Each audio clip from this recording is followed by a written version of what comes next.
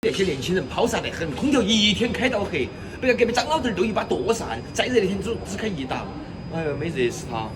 幺妹儿说张老师走了的嘛，热死的，哎呀，没苦硬吃，不开空调啊，哎呀，拉我邻居一层关头的，我给他烧个空调去。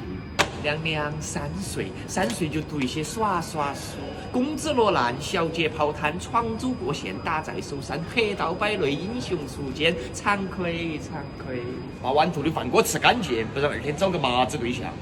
少吃点可乐，吃多了没省得。我后来都是造成我气毛硬啥戒了了嘛，你遗传老子啊，一来就要来。问你们白妈嘛，真言都是个人找的。我和你们28年轻的时候，斗笠蓑衣穿起，提起扁担从皇家码头扛回李子的，哪个不尊重我们？哦，你们医保的时候，那都个人袭击噻！哎呀，我真的我那些毛举子儿啊。